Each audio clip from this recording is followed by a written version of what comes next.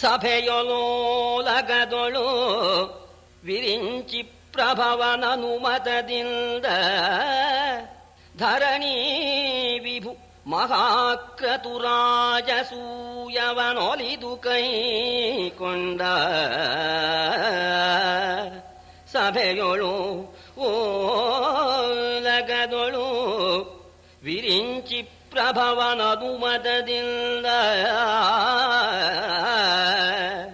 ವಿರಿಂಚಿ ಪ್ರಭವನನುಮತದಿಂದ ಧರಣಿ ವಿಭು ಮಹಾಕ್ರತುರಾಜಸೂಯವನು ಒಲಿದು ಕೈಕೊಂಡ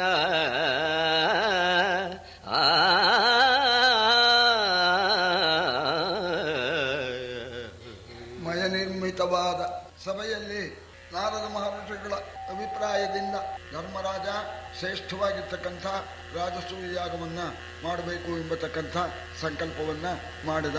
ಕೃಷ್ಣನ ಅನುಗ್ರಹದಿಂದ ಅರ್ಜುನ ಅಗ್ನಿದೇವನಿಗೆ ಖಾಂಡವನವನ್ನ ದಹಿಸೋದಕ್ಕೆ ಕೊಟ್ಟು ಅವನಿಗೆ ಉಂಟಾಗಿರ್ತಕ್ಕಂಥ ಆ ಅಜೀರ್ತಿಯನ್ನ ಪರಿಹಾರ ಮಾಡಿ ಅಗ್ನಿಯಿಂದ ನಾನಾ ವಿಧವಾದ ಶಸ್ತ್ರಾಸ್ತ್ರಗಳನ್ನು ಕೂಡ ಪಡ್ಕೊಂಡು ಕೃಷ್ಣಾರ್ಜುನರು ಇಂದ್ರಪ್ರಸ್ಥ ಪಟ್ಟಣಕ್ಕೆ ಬಂದಿದ್ದಾರೆ. ಕೆಲವು ದಿವಸ ಕೃಷ್ಣ ಇಂದ್ರಪ್ರಸ್ಥ ಪಟ್ಟಣದಲ್ಲಿ ವಾಸ ಮಾಡ್ತಾ ಇದ್ದವನು ತಾನು ದ್ವಾರಕೆಗೆ ಹೋಗಬೇಕು ಅಂತ ಹೇಳಿ ಧರ್ಮರಾಜನಿಗೆ ಹೇಳಿದ್ದಾನೆ. ಆಗ ಧರ್ಮರಾಜ ಕೃಷ್ಣ ಪರಮಾತ್ಮನ ಪ್ರಯಾಣಕ್ಕೆ ಎಲ್ಲ ಅನುಕೂಲಗಳನ್ನು ಕೂಡ ಮಾಡ್ತಾ ಇದ್ದಾನೆ. ಅರಸ ಕೇಳೈ ಬಳಿಕ ಹರಿ ನಿಜಪುರಕ್ಕೆ ಬಿಜಯಂಗೈವ ವಾರ್ತೆಯನು ಹರಿ ನಿಜಪುರಕ್ಕೆ ಬಿಜಯಂಗೈವ ವಾರ್ತೆಯನು ಒರೆದ ನವನೀಪತಿಗೆ ಭೀಮಧನಂಜಯಾದ್ಯರಿಗೆ ಅರಸಿಯರಿಗೆ ಅಭಿಮನ್ಯು ಧರ್ಮಜ ನರವೃಕೋದರ ಸೂದು ಮೊದಲಾಗಿರೆ ಸಮಸ್ತ ಜನಗಳನ್ನು ಮನ್ನಿಸಿದನು ಉಚಿತದಲ್ಲಿ. ದ್ವಾರಕಾ ಪಟ್ಟಣಕ್ಕೆ ಪ್ರಯಾಣ ಸನ್ನದ್ಧನಾಗಿರ್ತಕ್ಕಂಥ ಕೃಷ್ಣ ಪರಮಾತ್ಮ ಕುಂತಿದೇವಿಗೆ ಧರ್ಮರಾಜನಿಗೆ ನಮಸ್ಕಾರ ಮಾಡಿದ್ದಾನೆ. ಪುರೋಹಿತರಾದ ಸೌಮ್ಯರಿಗೂ ಕೂಡ ನಮಸ್ಕಾರ ಮಾಡಿದ್ದಾನೆ. ಭೀಮಾದಿಗಳಿಗೆಲ್ಲ ತಿಳಿಸಿದ್ದಾನೆ. ತಂಗಿಯಾಗಿರ್ತಕ್ಕಂಥ ಸುಭದ್ರೆಗೆ ಹೇಳ್ತಕ್ಕಂಥ ಮಾತುಗಳನ್ನ ಹೇಳಿಬಿಟ್ಟು ಆಮೇಲೆ ದ್ರೌಪದಿಯನ್ನು ಕೂಡ ಭೇಟಿ ಮಾಡಿ ದ್ರೌಪದಿ ಮಕ್ಕಳು ಈ ಸುಭದ್ರೆ ಪುತ್ರನಾಗಿರ್ತಕ್ಕಂಥ ಅಭಿಮನ್ಯು ಅವರೆಲ್ಲರನ್ನೂ ಕೂಡ ಮುದ್ದಿಸಿಬಿಟ್ಟು ಪ್ರಯಾಣ ಮಾಡೋದಕ್ಕೆ ಸಿದ್ಧನಾಗಿದ್ದಾನೆ. ಆಗ ಜೋಯಿಸರು ಒಳ್ಳೆ ಮುಹೂರ್ತ ಇಟ್ಕೊಟ್ರು ಅಂತ ಪ್ರಯಾಣ ಕಾಲದಲ್ಲಿ ಮುಹೂರ್ತ ಹೇಗಿರ್ಬೇಕು ಅಂತ ಅನ್ನೋದನ್ನ ಹೇಳ್ತಾ ಇದ್ದಾರೆ. ವರ ಮುಹೂರ್ತದೊಳು ಅಮೃತ ಯೋಗೋತ್ಕರ ಶುಭಗ್ರಹ ದೃಷ್ಟಿಯಲಿ ಹಿಮಕರ ಶುಭಾವಸ್ಥೆಯಲಿ ಕೇಂದ್ರ ಸ್ಥಾನ ಗುರುವಿನ ಧರಣಿ ಸುರರಾಶೀರ್ವಚನ ವಿಸ್ತರಣ ದಧಿ ದೂರ್ವಾಕ್ಷತೆಗಳ ಉಬ್ಬರದ ವಾದ್ಯಗಡಾವಣೆಯಲಿ ಅಸುರಾರಿ ಹೊರವಂಟ. ಒಳ್ಳೆ ಮುಹೂರ್ತ, ಅಮೃತ ಸಿದ್ಧ ಯೋಗದ ಮುಹೂರ್ತ ಅಂತ ಹೇಳ್ತಾರೆ. ಕೆಲವು ವಾರ ಕೆಲವು ನಕ್ಷತ್ರ ಸೇರಿದಾಗ ಅಮೃತ ಸಿದ್ಧಿ ಯೋಗ ಅಂತ. ಪ್ರಯಾಣಕ್ಕೆ ಬಹಳ ಶ್ರೇಷ್ಠವಾಗಿರ್ತಕ್ಕಂಥದ್ದು ಆದಿತ್ಯ ಹಸ್ತ, ಗುರುಪುಷ್ಯ ಯೋಗ, ಬುಧಾನುರಾಧ, ಶನಿರೋಹಿಣೀಚ ಅಂತ ಈ ರೀತಿ ಆದಿತ್ಯವಾರ ಹಸ್ತ ನಕ್ಷತ್ರ ಸೇರಿದಾಗ ಅಮೃತ ಸಿದ್ಧಿ ಯೋಗ. ಸರಿ, ಅಂತ ಅಮೃತ ಸಿದ್ಧಿ ಯೋಗದಲ್ಲಿ ಪ್ರಯಾಣ ಮಾಡಿದ್ದಾನೆ. ಈ ಪ್ರಯಾಣ ಕಾಲದಲ್ಲಿ ಚಂದ್ರ ಬಲ ಚೆನ್ನಾಗಿರ್ಬೇಕಂತೆ. ಇಲ್ಲಿ ಚಂದ್ರ ಶುಭ ಸ್ಥಿತಿಯಲ್ಲಿ ಇದ್ದಾನೆ ಮತ್ತು ಪ್ರಯಾಣದ ಲಗ್ನಕ್ಕೆ ಶುಭಗ್ರಹದ ದೃಷ್ಟಿ ಇದೆ. ಆ ಲಗ್ನದ ಕೇಂದ್ರ ಸ್ಥಾನದಲ್ಲಿ ಗುರು ಇದ್ದಾನೆ. ಇಂಥ ಶುಭ ಮುಹೂರ್ತದಲ್ಲಿ ಪ್ರಯಾಣ ಮಾಡತಕ್ಕಂಥ ಕಾಲಕ್ಕೆ ಧೌಮ್ಯಾದಿ ಋಷಿಗಳೆಲ್ಲ ಬಂದ್ಬಿಟ್ಟು ಆಶೀರ್ವಾದ ಮಾಡಿದ್ದಾರೆ. ದಧಿ ದೂರ್ವಾಕ್ಷತೆಗಳಿಂದ ಆಶೀರ್ವಾದ ಮಾಡಿದ್ದಾರೆ. ಮಂಗಳ ವಾದ್ಯಗಳನ್ನ ಬಾರಿಸ್ತಾ ಇದ್ದಾರೆ. ಪರಮಾತ್ಮ ಪ್ರಯಾಣ ಬೆಳೆಸ್ತಾ ಇದ್ದಾನೆ. ಬೆಳೆಸ್ತಾ ಇದ್ದಾಗ ದಾರುಕ ಪರಮಾತ್ಮನ ಸಾರಥಿ ಆ ರಥಕ್ಕೆ ಕುದುರೆ ಕಟ್ಟಿ ಸಿದ್ಧ ಮಾಡಿ ನಿಂತಿದ್ದಾನೆ. ಆಗ ಪರಮಾತ್ಮ ರಥಾರೋಹಣ ಮಾಡಿದ್ದಾನೆ. ಆಗ ಧರ್ಮರಾಜ ದಾರುಕ ಸ್ವಲ್ಪ ನಾನು ನಿನ್ನ ಕೆಲಸ ಮಾಡ್ತೇನೆ ಅಂತ ಹೇಳಿ ಆ ದಾರುಕನ್ನ ಇಳಿಸಿಬಿಟ್ಟ. ಧರ್ಮರಾಜ ಹತ್ತಿದ್ದಂತೆ ಪರಮಾತ್ಮನ್ನ ನಾನೇ ಕಳಿಸಬೇಕು ಅಂತ ಹೇಳಿ ಧರ್ಮರಾಜ ಹತ್ತಿದವನು ಏನ್ ಮಾಡದ? ಕರಯುಗದ ಚಂಬಟಿಕೆ ವಾಘೆಯಲಿ ಅರಸ ರಥವೇರಿದನು. ಕರಯುಗದ ಚಮ್ಮಟಿಕ ವಾಘೆಯಲಿ ಅರಸ ರಥವೇರಿದನು. ಮುಕ್ತಾಭರದ ಭಾರದ ಸತ್ತಿಗೆಯ ಪಲ್ಲವಿಸಿದನು ಭೀಮ. ಹರಿಯುಭಯ ಪಾರ್ಶ್ವದಲ್ಲಿ ಸಿತ ಚಾಮರವ ಚಿಮ್ಮಿದನರ್ಜುನನು. ಹರಿಯುಭಯ ಪಾರ್ಶ್ವದಲ್ಲಿ ಸಿತ ಚಾಮರವ ಚಿಮ್ಮಿದನರ್ಜುನನು. ಬಂಧುರದ ಹಡಪದ ಹೆಗಲೈದಿದರು ಅರ್ಜುನಾನುಜರು. ರಥ ಕಟ್ಟಿರ್ತಕ್ಕಂಥ ಆ ಕುದುರೆಗಳ ಕಡುವಾಣನ ಒಂದ್ ಕೈಯಲ್ಲಿ ಹಿಡ್ಕೊಂಡ, ಇನ್ನೊಂದು ಕೈಯಲ್ಲಿ ಚಾಟಿ ಹಿಡ್ಕೊಂಡ ಧರ್ಮರಾಜ ರಥ ಹತ್ತಿ ಆ ಕುದುರೆಗಳನ್ನ ನಡೆಸ್ತಾ ಇದ್ದಾನೆ. ಆ ಕಾಲಕ್ಕೆ ಭೀಮಸೇನ ಆ ಪರಮಾತ್ಮನ ಶಿರಸ್ಸಿನ ಮೇಲೆ ಬಂಗಾರದ ಹಿಡಿಗಳಿರ್ತಕ್ಕಂಥ ಶ್ವೇತ ಛತ್ರವನ್ನ ಸ್ವಾಮಿಗೆ ಹಿಡಿದಿದ್ದಾನೆ. ಅರ್ಜುನ ಪರಮಾತ್ಮನ ಸಮೀಪದಲ್ಲಿ ಕೂತ್ಕೊಂಡ್ಬಿಟ್ಟು ಒಳ್ಳೆ ಚಿನ್ನದ ಹಿಡಿ ಹಾಕಿರ್ತಕ್ಕಂಥ ಚಾಮರಗಳಿಂದ ಎರಡೂ ಕಡೆ ಬೀಸ್ತಾ ಇದ್ದಾನೆ. ನಕುಲ ಸಹದೇವರು ಆ ಪರಮಾತ್ಮನ ತಾಂಬೂಲ ಮುಂತಾದ ಆ ಕರಂಡಿಕೆ ಮುಂತಾದನ್ನೆಲ್ಲ ತೆಗೆದುಕೊಂಡು ಅವರು ಕೂಡ ಸೇವೆ ಮಾಡ್ತಾ ಇದ್ದಾರೆ. ರಥ ಹೊರಟಾಗ ಪೌರಜನ ಪುರಜನ ನೃಪಾಲ ಕುಮಾರ ಸಚಿವ ಪಸಾಯಿತ ಭಟ ಪರಿವಾರ ಧೌಮ್ಯ ಪ್ರಮುಖ ಸೂರಿ ಸಮಾಜ ರೊಗ್ಗಿನಲಿ ತೇರ ಬಳಿ ಬಿಡಿದೈದಿದರು. ತೇರ ಬಳಿ ಬಿಡಿದೈದಿದರು. ಮುರವೈರಿ ವಿರಗ ವಿಧೂತ ವದನಾಂಭೋರುಗರ ಸಂತೈಸಿ. ಮುರವೈರಿ ವಿರಗ ವಿಧೂತ ವದನಾಂಭೋರುಗರ ಸಂತೈಸಿ ಬೀಳ್ಕೊಟ್ಟನು ಕೃಪಾಜಲಧಿ. ಪಟ್ಟಣಿಗರು ಮತ್ತು ಪುರಜನರು, ರಾಜಕುಮಾರಕರುಗಳು, ಮಂತ್ರಿಗಳು, ಅರಮನೆಯ ಅಧಿಕಾರಿಗಳು, ಧೌಮ್ಯರೇ ಮೊದಲಾಗಿರ್ತಕ್ಕಂಥ ಆ ವಿದ್ವಾಂಸರುಗಳು ಎಲ್ಲ ಜೊತೆಯಲ್ಲಿ ಬರ್ತಾ ಇದ್ದಾರಂತೆ. ಆ ತೇರಿನ ಜೊತೆಯಲ್ಲಿ ಬರ್ತಾ ಇದ್ರೆ ಯಾರ ಮುಖದಲ್ಲೂ ಕಳೆ ಇಲ್ಲ. ಪರಮಾತ್ಮ ಹೊರಟು ಬಿಡ್ತಾನಲ್ಲ ಅಂತ ಆ ಮುಖವೆಲ್ಲ ಬಾಡ ಹೋಗಿದೆಯಂತೆ. ಆ ಪರಮಾತ್ಮನ ರಥದ ಜೊತೆಯಲ್ಲಿ ಹೋಗೋಣ. ಆಗ ಪರಮಾತ್ಮ ರಥ ನಿಲ್ಲಿಸೋದಕ್ಕೆ ಹೇಳ್ಬಿಟ್ಟು ಆಗ ಪ್ರಾರ್ಥನೆ ಮಾಡ್ತಾನೆ. ಎಲ್ಲ ನಿಲ್ಲಬಹುದು, ನಾನು ಹೋಗಿ ಬರ್ತೀನಿ ಅಂತ ಹೇಳಿ ಮತ್ತೆ ಬರ್ತೀನಿ ಅಂತ ಅವರಿಗೆಲ್ಲ ಸಮಾಧಾನ ಹೇಳಿ ನೀವೆಲ್ಲ ನಿಲ್ಬಹುದು ಅಂತ ಹೇಳಿಬಿಟ್ಟು ಪ್ರಯಾಣ ಮಾಡತಕ್ಕಂಥ ಕಾಲಕ್ಕೆ ಒಂದು ಮುಖ್ಯವಾದ ವಿಚಾರವನ್ನ ಪಾಂಡವರಿಗೆ ಧರ್ಮರಾಜನಿಗೆ ಹೇಳ್ತಾ ಇದ್ದಾನೆ ಕೃಷ್ಣ. ಅರಿಂದ್ರಪರು ಕುಹಕಿಗಳು ನೀವೇ ಸರಸ ಹೃದಯರು. ಅರಿಂದ್ರಪರು ಕುಹಕಿಗಳು ನೀವೇ ಸರಸ ಹೃದಯರು. ಅಧರ್ಮಶೀಲರು ಪರರು ನೀವತಿ ಧರ್ಮನಿಷ್ಠರು. ಹಾನಿಯುಂಟದಗೆ ಅರಸನಾರೋಗಣೆ ವಿಹಾರದೊಳು. ಅರಸನಾರೋಗಣೆ ವಿಹಾರದೊಳು ಇರುಳು ಹಗಲು ಮೃಗಂ ವ್ಯಸನದೆ ಎಚ್ಚರಿನೊಳಿಗುದು.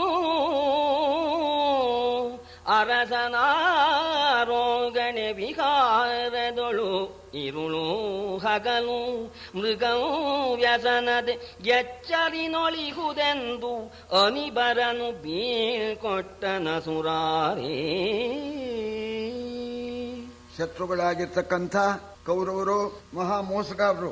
ಅವರ ಹೃದಯ ನೆಟ್ಗಿಲ್ಲ. ನೀವಾದರೋ ಸರಸ ಹೃದಯರು, ಕೃತ್ರಿಮ ಇಲ್ಲ. ಅವರು ಕೃತ್ರಿಮ ಉಳ್ಳವರು, ಅಧರ್ಮಿಷ್ಠರು, ನೀವು ಧರ್ಮಿಷ್ಠರು. ಅದೇ ಜಗಳಕ್ಕೆ ಕಾರಣ. ಯಾಕಪ್ಪ ಅಂದ್ರೆ ನೀವು ಒಳ್ಳೆಯವರಾಗಿರೋದು, ಅವರು ಕೆಟ್ಟವರಾಗಿರೋದು, ಅದೇ ಕಾರಣ ಅಂತ. ಮಹಾತ್ಮರನ್ನು ಕಂಡ್ರೆ ದುರಾತ್ಮರಿಗಾಗೋಲ್ಲ.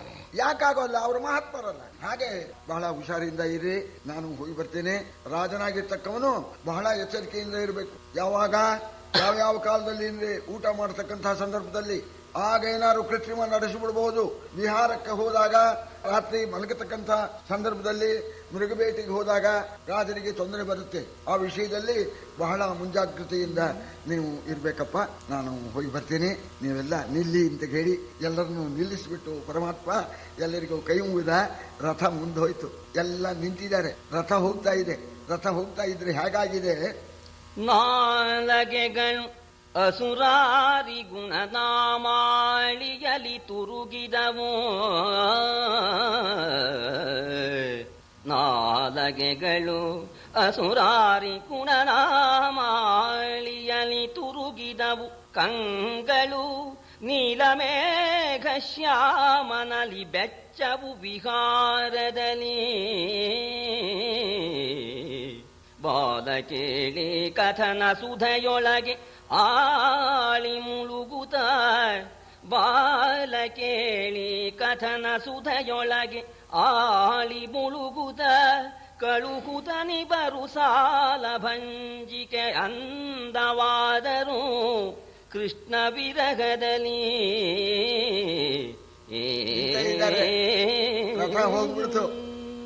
ಆ ರಥದ ಜೊತೆಗೆ ಇವರ ಮನಸ್ಸು ಹೋಗ್ಬಿಟ್ಟಿದೆ. ಸುಮ್ಮನೆ ನಿಂತ್ಕೊಂಡಿದ್ದಾರೆ, ಗೊಂಬೆ ನಿಂತಾಗಿ ನಿಂತಿದ್ದಾರಂತೆ. ಇವರ ನಾಲಿಗೆ ಆ ಪರಮಾತ್ಮನ ಆ ನಾಮಗಳನ್ನ ನಾಲಿಗೆ ಉಚ್ಚರಿಸ್ತಾ ಇದೆಯಂತೆ. ಆ ಪರಮಾತ್ಮನ ಆ ಬಾಲಕೇಲಿ ಆ ಕಥೆಯನ್ನ ಕೇಳಿಬಿಟ್ಟು ಆ ಅಮೃತದಲ್ಲಿ ಮುಳುಗಿಬಿಟ್ಟಿದ್ದಾರಂತೆ. ಎಲ್ಲ ಗೊಂಬೆಯಂತೆ ಇದ್ದಾರೆ ಅಂತ ನಿಂತೇ ಇದ್ದಾರೆ.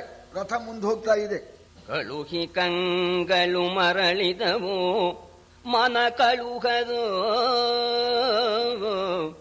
ಕಳುಹಿ ಕಂಗಳು ಮರಳಿದವು ಮನ ಕಳುಹದು. ಆ ದ್ವಾರಾವತಿಗೆ ಮಂಗಳ ಮಹೋತ್ಸವದೊಸಗೆ ನುಡಿಯಲಿ ಹೊಕ್ಕನ ಸುರಾರಿ. ಬಳಿಕಿವರು ನಿಜ ರಾಜಭವನ ಸ್ಥಳಕ್ಕೆ ಬಂದರು. ಬಳಿಕಿವರು ನಿಜ ರಾಜಭವನ ಸ್ಥಳಕ್ಕೆ ಬಂದರು. ಸೌಮನಸ್ಯದಲಿಲಯ ಪಾಲಿಸುತ್ತಿದ್ದರು ಅವಧಿ ಬಾಲಕೇಳೆಂದ.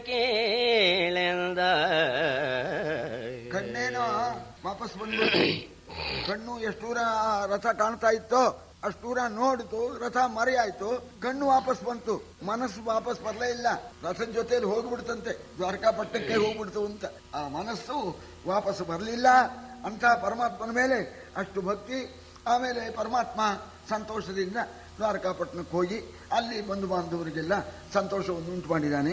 ಎಷ್ಟೋ ಹೊತ್ತಿನ ಮೇಲೆ ಪರಮಾತ್ಮ ಹೊರಟೋದ ಅಂತ ಹೇಳಿ ಇವರು ಇಂದ್ರಪ್ರಸ್ಥ ಪಟ್ಟಣಕ್ಕೆ ಬಂದಿದ್ದಾರೆ. ಧರ್ಮರಾಜ ಸಮಾಧಾನದಿಂದ ರಾಜ್ಯಭಾರ ಮಾಡ್ತಾ ಇದ್ದಾನೆ. ಮುರಗರನ ನೇಮದನಿ ಮಯ ವಿಸ್ತರಿಸಿದನು. 14 ತಿಂಗಳು ವರಸಭಾ ಮಂಟಪವನು ಅನಿಬರಿಗಿವ ಕೃತಜ್ಞನಲೇ. ಕಿರಣಲಗರಿಯ ವಿವಿಧ ರತ್ನೋತ್ಕರದ ರಚನಾ ಶಿಲ್ಪವಿದು. ಕಿರಣಲಗರಿಯ ವಿವಿಧ ರತ್ನೋತ್ಕರದ ರಚನಾ ಶಿಲ್ಪವಿದು. ದೇವರಿಗಸಾಧ್ಯವು ಶಿವ ಶಿವಾಯನೆ ಮೆರೆದುದಾಸ್ಥಾನ. ಕೃಷ್ಣನ ಅಭಿಪ್ರಾಯದಂತೆ ಮಯ ಧರ್ಮರಾಜನಿಗೆ ಒಂದು ಸಭಾ ಮಂಟಪವನ್ನ ರಚನೆ ಮಾಡದ. ಏನು ಕೃಷ್ಣನ ಅಭಿಪ್ರಾಯ ಅಂದ್ರೆ, ಮಯಾಸುರ ಶರಣಾಗತನಾಗಿದ್ದೇನೆ ಎಂದ. ಆ ಕಾಂಡವದ ಅಗ್ನಿ ಉರಿಯತಕ್ಕಂಥ ಕಾಲಕ್ಕೆ ಅರ್ಜುನನಿಗೆ ಶರಣಾಗತನಾಗಿದ್ದೇನೆ ಎಂದ. ಅಭಯಂ ಶರಣಾಗತ ಸ್ಯಾಂದ ಅರ್ಜುನ, ಅಭಯ ಪ್ರದಾನ ಮಾಡಿದ್ದೇನೆ ಎಂದ. ಅಗ್ನಿ ಕಾಪಾಡ್ಬಿಟ್ಟ ಅರ್ಜುನ ಅಭಯ ಪ್ರದಾನ ಮಾಡಿದ್ರಿಂದ. ಆಮೇಲೆ ಮಯಾಸುರ ಪ್ರಾರ್ಥನೆ ಮಾಡಿದ, ನನ್ನ ಪ್ರಾಣವನ್ನು ಉಳಿಸಿದವನು, ಅದಕ್ಕೆ ನಾ ಏನಾದ್ರು ಮಾಡಬೇಕು ಅಂತ ಕೇಳಿದಾಗ, ನೋಡಪ್ಪ ನೀನು ಇಷ್ಟು ಹೇಳಿದೆಯಲ್ಲ, ಪ್ರಾಣ ಉಳಿಸಿದೀಯಾ, ನಿನ್ಗೇನಾದ್ರು ಮಾಡಬೇಕು ಅಂತ ಅಂದಿಯಲ್ಲ, ಅದೇ ಮಾಡಿದಾಗಾಯ್ತು. ನೀನು ಮಾಡಬೇಕಾಗಿಲ್ಲ, ವಿಶ್ವಾಸ ಮುಖ್ಯಪ್ಪ. ನೀನೇ ಹೇಳ್ತೀಯ ಪ್ರಾಣದಾನ ಮಾಡಿದವನು ಅಂತ. ಪ್ರಾಣದಾನ ಮಾಡಿದವನ ಹತ್ರ ನಾವು ಏನಾದ್ರು ಮಾಡಿಸ್ಕೊಂಡ್ರೆ ನಾವೇನು ಮಾಡಿದಾಗಾಯ್ತು ಅಂತಂದ. ಆಗ ಪುನಃ ಅವನು ಪ್ರಾರ್ಥನೆ ಮಾಡ್ದ, ನನ್ನ ಕೃತಜ್ಞತೆನ ತೋರಿಸ್ಬೇಕು ಅಂತ. ಆಗ ಸರಿ ಅರ್ಜುನ ಅಂದ, ಅಪ್ಪ ನಮ್ಮ ಪ್ರಭು ಇದಾನಪ್ಪ, ನಮ್ಮ ಸ್ವಾಮಿಗೆ ಮಾಡ್ಕೊಡು ಅಂತಂದ. ಸರಿ ಕೃಷ್ಣನ್ ಪ್ರಾರ್ಥನೆ ಮಾಡಿದ ಮಯಾಸುರ. ಕೃಷ್ಣ ಅಂದ, ಅಲ್ಲಪ್ಪ, ಅವನು ಪ್ರಾಣ ಉಳಿಸಿದವನು, ಅವನು ಬೇಡ ಅಂತ ನಾನೇ ನಡುವೆ ನನಗೆ ಯಾಕಪ್ಪ? ಹಾಗಾದ್ರೆ ನೀನು ಇಷ್ಟೆಲ್ಲ ಪ್ರಾರ್ಥನೆ ಮಾಡ್ತಾ ಇದೀಯ. ಒಂದ್ ಕೆಲಸ ಮಾಡೋಣ, ಧರ್ಮರಾಜನಿಗೆ ಒಂದು ಸಭಾಮಂಟಪ ಏನೋ ಇದೆ, ಆದ್ರೆ ಅದು ಹಳೇದು ಅಷ್ಟು ಚೆನ್ನಾಗಿಲ್ಲ. ಧರ್ಮರಾಜನಿಗೆ ಒಂದು ಸಭಾಮಂಟಪವನ್ನ ನೀವು ರಚನೆ ಮಾಡಿಕೊಟ್ಟು, ಅದು ಮಾಡ್ಕೊಟ್ಬಿಟ್ರೆ ನಮ್ಮೆಲ್ಲರಿಗೂ ಮಾಡಿಕೊಟ್ಟಾಗಾಯ್ತು. ನೋಡು, ಆ ಸಭಾಮಂಟಪ ಹೇಗಿರ್ಬೇಕು ಅಂತಂದ್ರೆ, ಇದುವರೆಗೆ ಅಂತ ಸಭಾಮಂಟಪ ಭೂಲೋಕದಲ್ಲಿ ಇರಬಾರ್ದು, ಅಂತ ಸಭಾಮಂಟಪ ಆಗಬೇಕು. ಮುಂದೂ ಕೂಡ ನೀನು ಅಸುರ ಶಿಲ್ಪಿಯಾಗಿರೋದ್ರಿಂದ ಚಮತ್ಕಾರದಿಂದ ಆ ಸಭಾಮಂಟಪ ಮಾಡಬೇಕು. ಮುಂದಿನ ಯಾವ ಶಿಲ್ಪಿ ಇಂಜಿನಿಯರಿಗೂ ಕೂಡ ಮುಂದೆ ಯಾರು ಕಟ್ಟೋಕೆ ಸಾಧ್ಯವಿಲ್ಲ ಅನ್ನೋ ಹಾಗಿರ್ಬೇಕು, ಅದ್ಭುತವಾಗಿರ್ಬೇಕು.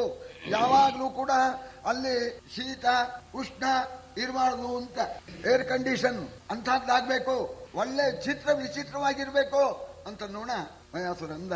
ಆಗ್ಬಹುದು, ಇದನ್ನ ಮಾಡಬೇಕಾದ್ರೆ ಸ್ವಲ್ಪ ಕಾಲಾವಕಾಶ ಬೇಕಾಗುತ್ತೆ. ಯಾಕೆಂದ್ರೆ ಅದ್ಭುತವಾಗಿ ಮಾಡಬೇಕಾದ್ರೆ ಅದು ಯಾವತ್ತೂ ಕೂಡ ಇಂಥದ್ದು ಇಲ್ಲ ಅಂತ ಅನ್ನೋ ಹಾಗಿರ್ಬೇಕಾದ್ರೆ ನಂಗೆ ಕಾಲಾವಕಾಶ ಬೇಕು ಅಂದಾಗ ಆಗಬಹುದು ಅಂತ ಕೃಷ್ಣ ಅಂದಿದ್ದಾನೆ. ಆಗ ಅವನು ಜಾಗ ನೋಡ್ಕೊಂಡಂತೆ, ಜಾಗ ನೋಡ್ಕೊಂಡು 10,000 ಮೊಳ ಚೌಕ ಉದ್ದ ಆಗಲ್ಲ ವಿಸ್ತಾರವಾಗಿರ್ತಕ್ಕಂತಹ ಜಾಗ ನೋಡ್ಕೊಂಡು ಅಲ್ಲಿ ಗಣಪತಿ ಪೂಜೆ ಮಾಡಿ ಶಂಕುಸ್ಥಾಪನೆ ಮಾಡ್ತಾರಲ್ಲ, ಶಂಕುಸ್ಥಾಪನೆ ಎಲ್ಲ ಮಾಡಿಸ್ಬಿಟ್ಟ. ಎಲ್ಲ ಮಾಡಿಸಿ ಇಷ್ಟು ಜಾಗ ಈ ಸಭಾಮಂಟಪಕ್ಕೆ ಬೇಕು, ಹೀಗಿರ್ಬೇಕು ಅಂತ ಆ ಜಾಗನೆಲ್ಲ ಚುನಾಯಿಸಿ ಅದಕ್ಕೇನು ತಳಪಾಯ ಕಟ್ಟಡ ಇದೆಲ್ಲ ಆಗಬೇಕು ಅದೆಲ್ಲ ಮಾಡಿಬಿಟ್ಟಿದ್ದಾನೆ. ಅದೆಲ್ಲ ಮಾಡಿಬಿಟ್ಟು ಕೃಷ್ಣ ಪರಮಾತ್ಮ ದ್ವಾರಕಾಪಟ್ಟಣಕ್ಕೆ ಹೋದ್ಕೊಂಡೇನೆ, ನಾನು ಸಭಾಮಂಟಪವನ್ನ ಇಲ್ಲಿ ರಚನೆ ಮಾಡೋಲ್ಲ, ಇಲ್ಲಿ ಅಳತೆಯೆಲ್ಲ ನಾನು ಎಲ್ಲ ಸರಿಯಾಗಿ ನೋಡ್ಕೊಂಡಿದ್ದೀನಿ, ಇಷ್ಟು ಪ್ರಮಾಣ ಇರಬೇಕು ಅಂತ. ಇಲ್ಲಿ ಮಾಡಿದರೆ ಜನಗಳ ದೃಷ್ಟಿ ಬಿದ್ದುಬಿಟ್ಟು ಅದು ಸರಿ ಬರೋಲ್ಲ, ಯಾರ ಕಣ್ಣಿಗೂ ಕಾಣದ ಹಾಗೆ ನಾನು ಸಭಾಮಂಟಪವನ್ನು ನಿರ್ಮಾಣ ಮಾಡ್ತೀನಿ ಅಂತ ಹೇಳಿ ಅರ್ಜುನ್ನಿಂದ ಅಪ್ಪಣೆ ತಗೊಂಡು ಹೋಗಿದ್ದಾನೆ. 14 ತಿಂಗಳ ಕಾಲ ಸಾವಿರಾರು ಜನ ಆ ಶಿಲ್ಪಿಗಳನ್ನು ಇಟ್ಕೊಂಡು ಒಂದು ಸಭಾಮಂಟಪವನ್ನು ರಚನೆ ಮಾಡಿದ್ದಾನೆ. ಅದ್ಭುತವಾಗಿರ್ತಕ್ಕಂಥದ್ದು, ಅಂಥದ್ದು ಇಲ್ಲವೇ ಇಲ್ಲ. ನವರತ್ನ ಖಚಿತವಾಗಿರ್ತಕ್ಕಂಥದ್ದು. ಏನು ಪ್ರಕಾಶ ಬೆಳಗ್ತಾ ಇದೆಯಂತೆ, ಒಳಗಡೆಯೂ ಪ್ರಕಾಶ ಹೊರಗಡೆಯೂ ಪ್ರಕಾಶ. ಇಂಥ ಪ್ರಕಾಶದಿಂದ ಕೂಡ್ಕೊಂಡಿರ್ತಕ್ಕಂಥ ಶಿಲ್ಪ ಚಾತುರ್ಯ ಅಲ್ಲಿ ತೋರಿಸ್ತಾ ಇದ್ದಾನೆ. ಯಾವುದೊಂದು ನೋಡಿದ್ರು ಶಿಲ್ಪ ಚಾತುರ್ಯ ಕಾಣಬೇಕು ಅಂತ. ನಮ್ಮ ಬೇಲೂರು ಹಳೆಬೇಡು ದೇವಸ್ಥಾನಕ್ಕೆ ಹೋಗಿ ನೋಡಿದ್ರೆ ಯಾವ್ದು ನೋಡಿದ್ರು ಆ ಶಿಲ್ಪಿಯ ಕೈವಾಡ ಯಾವ ರೀತಿ ಕಾಣುತ್ತೋ ಆ ಪ್ರಕಾರವಾಗಿ ನಿರ್ಮಾಣ ಮಾಡಿದ್ದಾನೆ. 10,000 ಕೈ ಪ್ರಮಾಣದ ಸುತ್ತುವಲಯದ 10,000 ಕೈ ಪ್ರಮಾಣದ ಸುತ್ತುವಲಯದ ಮಣಿಯ ಶಿಲೆಗಳ ತತ್ತವಣೆಗಳ ತೆಕ್ಕೆ ಬೆಳಗಿನ ಲಲಿಯ ಲಗರಿಗಳ ಸುತ್ತುವಲಯದ ಪದ್ಮರಾಗದ ಭಿತ್ತಿಗಳ ವೈಢೂರ್ಯ ಶಿಲೆಗಳ ಮತ್ತವಾರಣವರ ವಿಧಾನದಲ್ಲಿ ಎಸೆದುದಾಸ್ಥಾನ. ಪ್ರಮಾಣ ಹೇಳ್ಬಿಟ್ರು. ಇಲ್ಲಿ ಯಾವ ರೀತಿ ಇಲ್ಲಿ ಕಟ್ಟಡ ಕಟ್ಟಿದಾನೋ ಅದಕ್ಕೆ ತಕ್ಕ ಹಾಗೆ 10,000 ಮೊಳ ಉದ್ದ, 10,000 ಮೊಳ ಅಗಲ, ಈ ರೀತಿ ಚಚ್ಚೌಕವಾಗಿರ್ತಕ್ಕಂಥದ್ದು ಆ ಸಭಾಮಂಟಪ. ಅದಕ್ಕೆ ಉಪಯೋಗಿಸಿರ್ತಕ್ಕಂಥ ಆ ಪದಾರ್ಥಗಳು ನವರತ್ನಗಳು, ಮುತ್ತುಗಳು, ವಜ್ರ, ವೈಡೂರ್ಯ, ಬಂಗಾರ ಇವೇನೇ ಅಂತೆ. ಎಲ್ಲವೂ ಅಲ್ಲಿ ಎಲ್ಲ ಚಮತ್ಕಾರವಾಗಿ, ಎಲ್ಲ ಮೃಗಗಳು, ಎಲ್ಲ ಪಕ್ಷಿಗಳು ಎಲ್ಲ ಇರಬೇಕು, ಎಲ್ಲ ನೋಡಿದ್ರೆ ಜೀವಂತವಾಗಿರ್ಬೇಕು, ಆ ರೀತಿಯಾಗಿ ಏರ್ಪಾಟ್ ಮಾಡಿದ್ದಾನೆ. ಒಟ್ಟು ಆ ಸಭಾಮಂಟಪನ ನೋಡಿದ್ರೆ ಒಂದು ಮದ್ದಾನೆ, ದೊಡ್ಡದಾಗಿರ್ತಕ್ಕಂಥ ಮದ್ದಾನೆ ನಿಂತ ಹಾಕಿ ಕಾಣ್ಬೇಕಂತೆ. ಇಂಥ ಸಭಾಮಂಟಪವನ್ನ ಹೊರಗಡೆ ನಿರ್ಮಾಣ ಮಾಡಿಬಿಟ್ಟಿದ್ದಾನೆ. ಅದು ಇಲ್ಲಿಗೆ ಸಾಗಿಸ್ಬೇಕಲ್ಲ.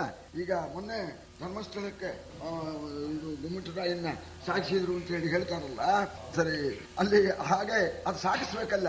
ಆವಾಗ ಸಾಗಿಸೋದಕ್ಕೆ ಅದಕ್ಕೆ ತಕ್ಕಂಥ ಸಿಬ್ಬಂದಿ ಇಟ್ಟಿದ್ದ. ಕರೆಸಿದನು ಮಯನೆಂಟು 1,000 ಸರಿಗರಕ್ಕಸ ಕಿಂಕರರ ನಿಜ ಶಿರದೊಳಾಂತರು ತಂದರಿಂದ್ರ ಪ್ರಸ್ಥಪುರವರಕೆ ಅರಸ ಕಾಣಿಸಿಕೊಂಡು ಮಯನನ ಅರಸ ಕಾಣಿಸಿಕೊಂಡು ಅವನನಾದರಿಸಿದನು. ಭೀಮಂಗೆ ಭಾರಿಯವರ ಗದಾದಂಡವನು ಕಾಣಿಕೆಯಿತ್ತು. ಭೀಮಂಗೆ ಭಾರಿಯವರ ಗದಾದಂಡವನು ಕಾಣಿಕೆಯಿತ್ತು ಪೊಡಬಂಡ. 14,000 ಜನ ದಡಿಗ ರಕ್ಕಸರು, ಹೊರೋದ್ರಲ್ಲೇ ನಿಪುಣರಾಗಿರ್ತಕ್ಕಂಥವ್ರು. ಹೊತ್ಕೊಳ್ಳಿಯಿಂದ ಹೊತ್ಕೊಂಡ್ರು ಅವರು. ಮಯಾಸುರ ಮುಂದೆ ಬರ್ತಾ ಇದ್ದಾನೆ, ಹಿಂದ್ಗಡೆ ಬರ್ತಾ ಇದ್ದಾರೆ, ನೋಡ್ತಾ ಇದ್ದಾರೆ, ಏನ್ ಗುಡ್ಡ ಹೊತ್ಕೊಂಡು ನಾನು ಬರ್ತಾ ಇದ್ದಾರೆ. ಸರಿ ಬಂದ್ಬಿಟ್ಟು ಧರ್ಮರಾಜನ ಭೇಟಿ ಮಾಡ್ದ. ಮಹಾಸ್ವಾಮಿ ಎಲ್ಲ ತಯಾರಾಗ್ಬಿಟ್ಟಿದೆ, ಇಲ್ಲಿ ಮೊದಲೇನೆ ಸ್ಥಳ ಶುದ್ಧಿ, ಇಲ್ಲೇನೇನು ಮಂಗಳ ಕಾರ್ಯವೋ ಅದೆಲ್ಲ ಮೊದಲೇನೆ ಮಾಡ್ಬಿಟ್ಟಿದ್ದ.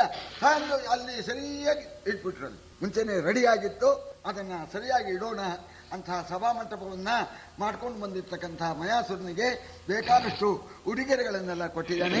ಆಮೇಲೆ ಅವರು ಹೊತ್ಕೊಂಡ್ಬಂದವಲ್ಲ ಪಾಪ, ಹೊತ್ಕೊಂಡ್ಬಂದವರಿಗೆ ಕೂಲಿ ಕೊಡ್ಬೇಕಲ್ಲ, ಕೂಲಿ ಕೊಡ್ಲಿಲ್ಲ, ಬೇಕಾದಷ್ಟು ಅವರಿಗೂ ಕೂಡ ಉಡುಗೊರೆ ಕೊಟ್ಟಿದ್ದಾನೆ. ಮಯಾಸುರ ನೋಡಿದ, ಅರ್ಜುನ ಕಾಪಾಡಿದವನು, ನನಗೇನೂ ಬೇಡ ಅಂದಿದ್ದ ಅವನು. ಈ ಸಂದರ್ಭದಲ್ಲಿ ಅರ್ಜುನಿಗೂ ಕೊಡಬೇಕು. ಧರ್ಮರಾಜನಿಗೆ ಸಭಾಮಂಟಪ ಆಯ್ತು, ನಡುವೆ ಭೀಮ ಇದ್ದಾನೆ, ಅವನಿಗೇನಾದ್ರು ಕೊಡಬೇಕು ಅಂತ ಅವನು ಭೀಮನಿಗೂ ಒಂದು ಕಾಣಿಕೆ ತಂದಿದ್ದ. ಸರಿ, ಧರ್ಮರಾಜನಿಗೆ ಸಭಾಮಂಟಪವೂ ಆಯ್ತಲ್ಲ. ಭೀಮಸೇನ ಹತ್ರ ಬಂದ, ಮಹಾರಾಜ ತಮಗೂ ಒಂದು ಕಾಣಿಕೆ ತಂದಿದ್ದೇನೆ. ಏನಪ್ಪಾ ಅದು? ಇದು ಗದೆ ಅಂತ, ಇದು ನಮ್ಮಂಥವ್ರ ಹತ್ರ ಹಿಡಿಯೋಕ್ಕಾಗೋದೇ ಇಲ್ಲ, ನೀವೇ ಹಿಡಿಬೇಕು. ಇದರ ಚರಿತ್ರೆ, ಇದು ಎಲ್ಲಿದು, ಇದರ ಚರಿತ್ರೆ ಹೇಳ್ತೇನೆ ಕೇಳಿ.